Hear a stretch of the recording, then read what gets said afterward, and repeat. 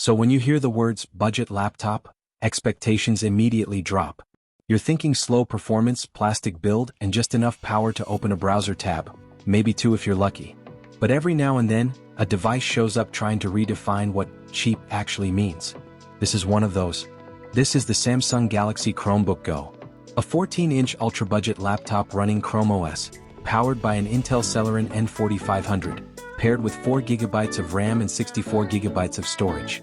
On paper, nothing about that sounds exciting.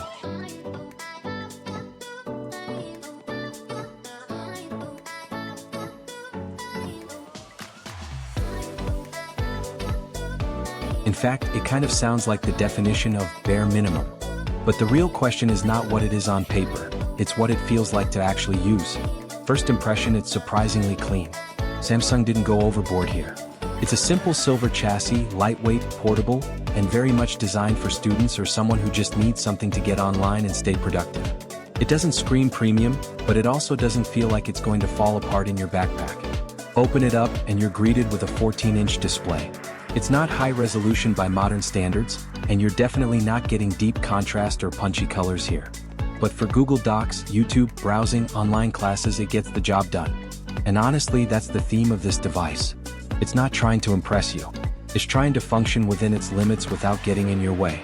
Now let's talk performance, because this is where expectations really matter.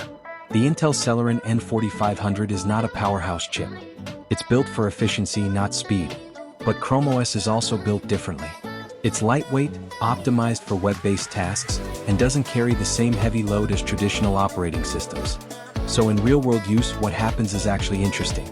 Basic tasks feel smooth enough. You're switching between tabs, writing documents, watching videos, and it holds up. But the moment you start pushing it with too many tabs or heavier workloads, you start to feel the ceiling very clearly. This is not a machine for multitasking power users. It's a machine for focused, simple workflows. The 4 GB of RAM is another limitation, and you feel it when Chrome starts doing what Chrome does best, eating memory.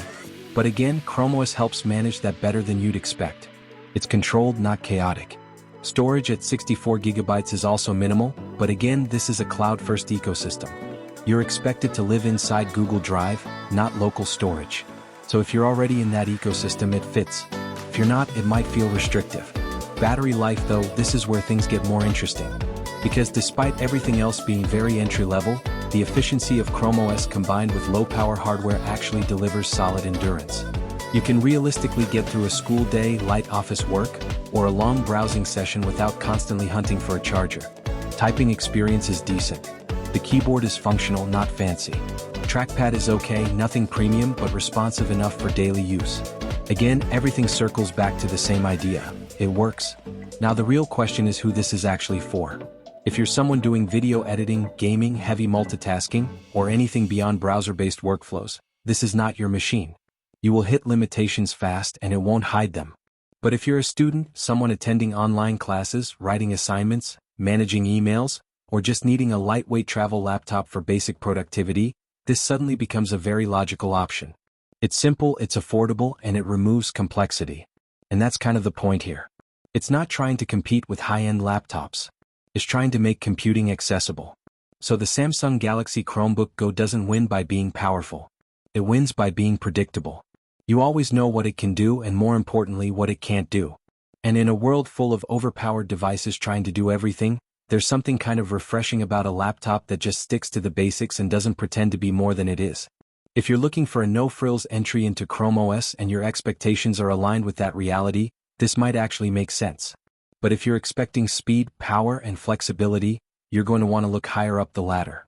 Either way, the choice is clear once you understand what this device is really built for. Link to buy is in the description.